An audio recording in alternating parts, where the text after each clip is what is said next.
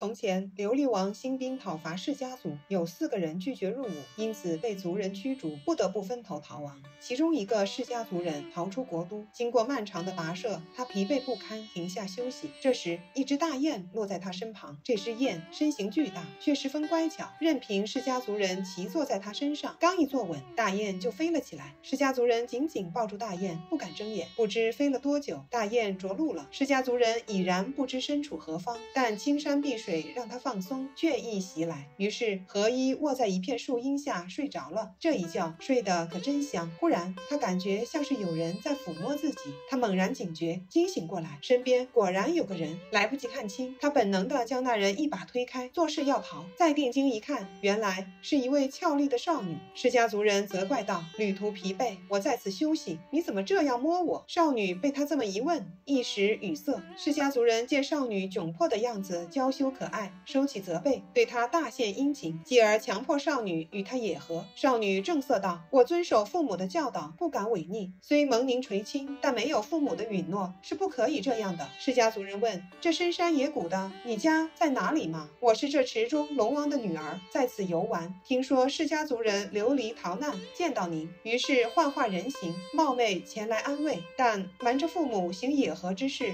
万万不可。况且我因夙业，不幸今生堕落为龙，人畜异类，从未听说过可以结合的。”释家族人说：“只要你答应我，我一定满足你的心愿。”于是释家族人发誓道：“我愿用我所有的福利，使这位龙女获得人身。”精诚所至，他的愿力感动了神明，龙女获得了真正的人身。他感激地说：“况且以来，我身处恶道，无法脱身。今天您用福利帮我获得人身，这个恩德我粉身碎骨也无法报答。我愿意与您相伴，但为避免遭人非议，请让我回到龙宫禀报父母，然后举行婚礼。”龙王听说女儿获得了人身，非常开心，也对能够成为释家族的眷属感到高兴，亲自出池向释家族人道谢：“蒙您不弃，屈尊与我们这种异类结亲，请您光临寒舍，我女儿愿为您洒扫庭除。”释家族人欣然前往龙宫，龙宫里举办了盛大的婚礼，新婚燕尔，龙族眷属们也极尽欢愉。不久，新鲜劲儿过去，释家族人看到龙的形态，觉得恐怖可怕，于是向龙王请辞。龙王不舍地说：“请您不要离开龙宫太远，这附近有个国家，您可以去当国王，我可护佑您国祚永续。”释家族人推辞道：“我没有这种奢望。”于是龙王将一把宝剑放在一个匣子里，在上面盖上雪白的羊毛布，交给释家族人说：“请您以此为礼物，献给那里的国王，他必定亲自来接受。”释家族人按照龙王的嘱咐向国王献宝，果然得以接近国王，并将其杀死。大臣和侍卫们顿时乱作一团。释家族人举着宝剑大声喊道：“神龙赐剑，谁敢不服？”众人被他威慑住了，纷纷推举他为国王。于是他整顿朝纲，安定了国家，随后制备车马去迎接龙女回到王宫团聚。龙女虽已得到人身，但仍有余报未消。每当交欢时，她头上就长出9个龙头。释家族人感到畏惧厌恶。终于有一天，趁龙女睡着，他用利刃将龙头割断。龙女惊醒过来：“你这么做不只损伤我的寿命，还对我们的后人不利，